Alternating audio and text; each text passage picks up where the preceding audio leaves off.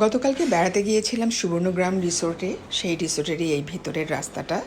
তো আমি শুধু এই রাস্তাটারই কিছুটা ভিডিও ক্লিপ নিয়েছি। আর এটা যখন আমরা ওখানে রিসোর্টে গেলাম, ওদের যে গাড়িগুলো আছে, যেই গাড়িগুলোকে বাগি বলা হয়, এই গাড়িতে করে ওরা রিসোর্টটাকে ঘুরিয়ে দেখায়। তো ওইটাই আমরা করছিলাম। রাস্তাটা সরু রাস্তা, আঁকাবাঁকা রাস্তা, ভীষণ রকমের ভালো লাগছিল। দুই পাশে সারি সারি গাছ, আবার ওদের একটা বেশ সুন্দর মনোরম লেকও আছে। ওই লেকে আমরা একটু পরে যাব। তো এই রাস্তাটা আমরা ঘুরে দেখছিলাম, আর মোটামুটি রিসোর্টটা ওরা চারপাশটা ঘুরিয়ে দেখাচ্ছিল। বেশ ভালো লাগছিল, এবং এই গাছগুলোর কারণে কিন্তু রাস্তাটা ভীষণ রকমের, জায়গাটা ঠান্ডা ঠান্ডা মনে হচ্ছিল। আর বাতাস ছিল, পাখির ডাক ছিল, বেশ ভালো লাগছিল।